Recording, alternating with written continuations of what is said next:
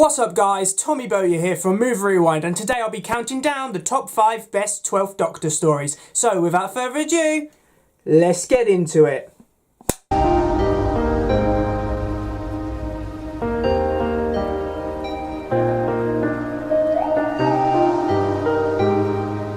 So in my opinion, the 12th Doctor era is probably one of the most underrated era in Doctor Who's 60-year history.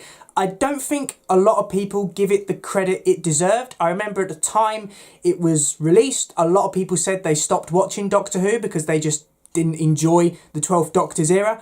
And I remember wondering why, because for me, it's such an underrated gem of an era and I enjoy it so much to this day. And if anything, the more I watch it, the more I enjoy it. I mean, Peter Capaldi is probably the best actor who has ever portrayed the Doctor. It's one of the reasons why the 12th Doctor is my favourite incarnation, because Capaldi is just so great. He's got such screen presence in that role and he's just amazing in it. But obviously, just like any era of Doctor Who, some episodes are better than others. So I thought today I would count down my personal top 5 12th Doctor stories. Now, as always, I have to say that this is my opinion. It may be different to yours, so please bear that in mind while watching this video. At number 5, I have chosen Flatline. Now, Flatline, a gem from Series 8, which is, in my opinion, one of the best series of modern Who. And Flatline is one of those episodes which I just have fun watching. Rewatchability is a massive factor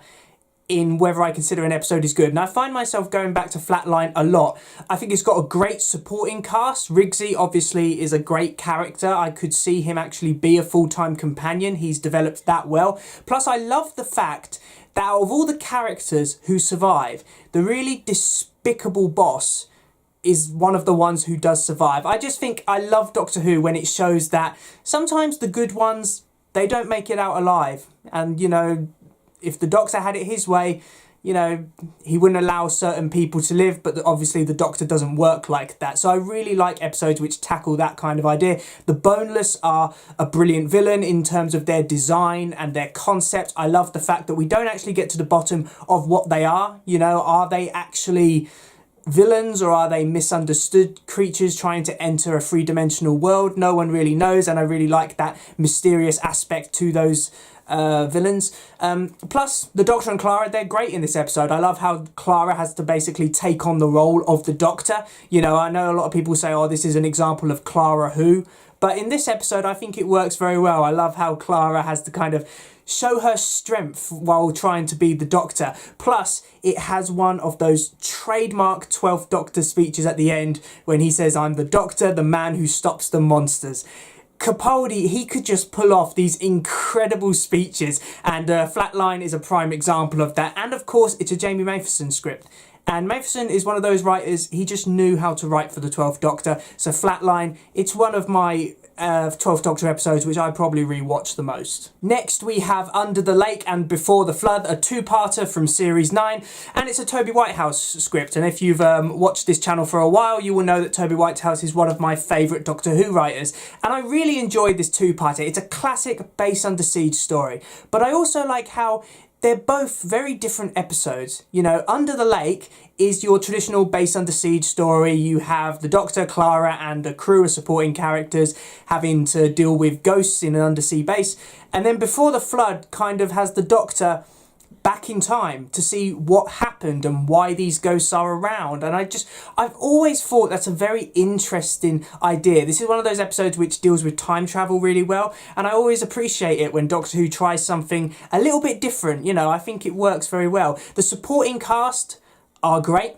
I love every single member of them, and I love how one of these characters is deaf, but they incorporate it into the story really, really well. And I think, you know, Doctor Who, you know, you get some fans who are like, oh, this is just showing how, you know, there's diversity and stuff in it. But if it's done well, then that's a good thing. And obviously this character's deafness it doesn't mean she's a bad character or whatsoever. If anything, it adds to her character. So I really enjoy this two-parter. I think it's thrilling, it's suspenseful, the ghosts are very creepy characters. I really enjoy the Doctor in this, he's on top form as always. Plus Clara, once again, it's really enjoyable in this two-parter. So if I had to pick like a two-parter which I could say, yeah, that is...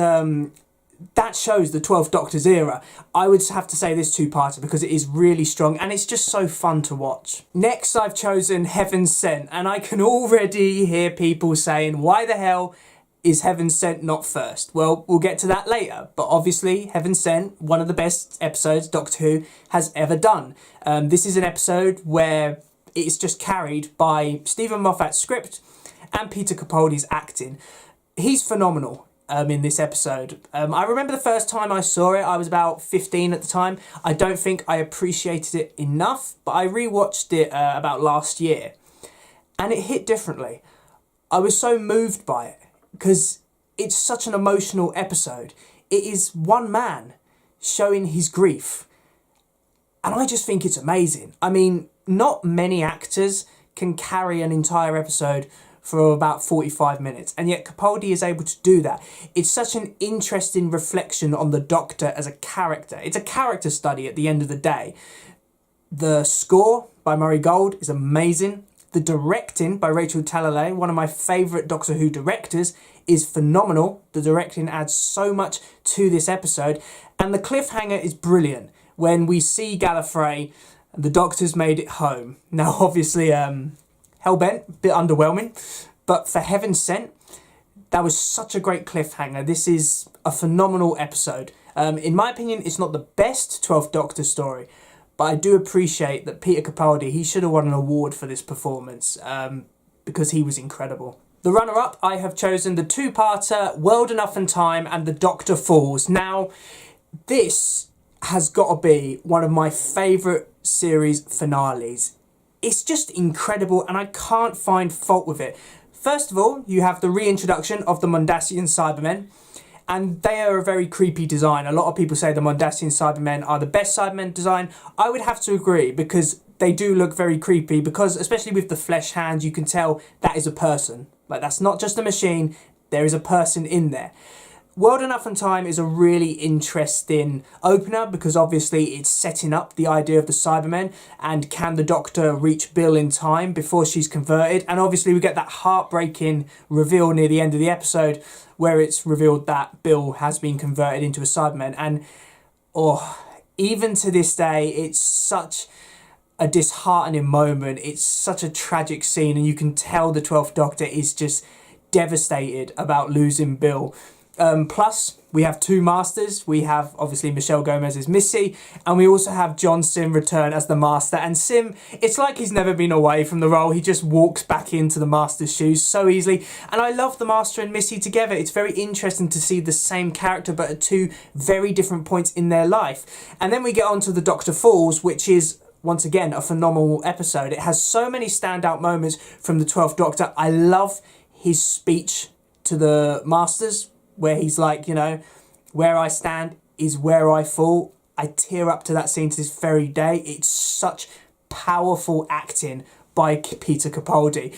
I love when Missy betrays the Master, and the Master obviously stabs Missy in the back as well. I think it's ironic that the only person who is able to kill the Master would actually be the Master. So I really enjoy that. That's such an interesting idea. And obviously the Doctor will never know that Missy was going to help, which is the most tragic thing about it all.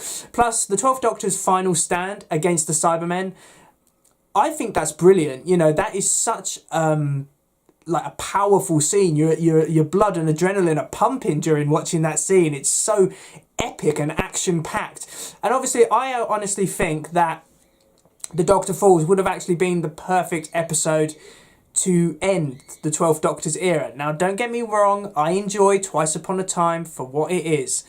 But for me, The Doctor Falls could have been such a better regeneration story because it puts the 12th Doctor front and centre, and Capaldi, he's in his element during this two-parter. And my favourite 12th Doctor story, the one I consider the best from his era overall, would have to be The Mummy on the Orient Express from Series 8. Now, if there was someone out there who says that they've never watched the 12th Doctor era, but they've heard it's not very good, I would honestly suggest this episode, because it's quality Doctor Who. Jamie Matheson, once again, wrote the script, and as I said about Flatline, he knows how to write for the 12th Doctor. That more dark and serious tone is something Matheson is very good at, and obviously it flourishes with the 12th Doctor. Capaldi is once again in his elements. I love his speech at the end of this episode. It just underlines the 12th Doctor's philosophy, how, you know, sometimes there's only bad choices, but you've still got to make that choice. I think that's such a great lesson to teach people, that sometimes there are going to be difficult decisions to make, and sometimes there's not going to be a good outcome, but you still have to make that decision. I think that's such a good message. The Mummy is brilliant, you know, he's got a very creepy design, and I also love the twist that it's not actually the villain. If anything, it is just a prisoner. It's a soldier which hasn't been able to go offline and die because this Gus is keeping it alive. Gus is also a great villain, which I wish we'd seen more of, because we never actually get to the bottom of who Gus is. You know, he's just a voice, so we never really know who Gus is, and I just think he would have been a great villain to bring back.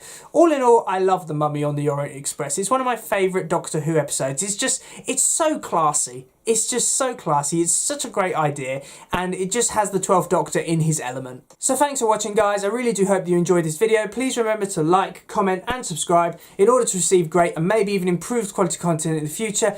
Now, I really enjoyed doing this ranking because the 12th Doctor's era, as I said, I think is very underrated, but I'm glad since the 60th, people seem to be giving it a bit more love, which I'm really proud about. I follow a couple of Doctor Who Facebook groups, and a lot of them have been praising the 12th Doctor's era and saying, oh, you know what, this was actually really good, or, you know, that series is not as bad as I was led to believe. So it's really nice to see Capaldi's era getting the appreciation it deserves, because obviously Capaldi is probably the biggest Doctor Who fan out there, and it's just a shame that so many people for so long seem to kind of hold his era as one of the weaker ones. So anyway, please feel free to comment down below what episodes you consider are the best of the 12th Doctor. I always try and read the comments, so please feel free to do that, and I will see you in another one. See ya!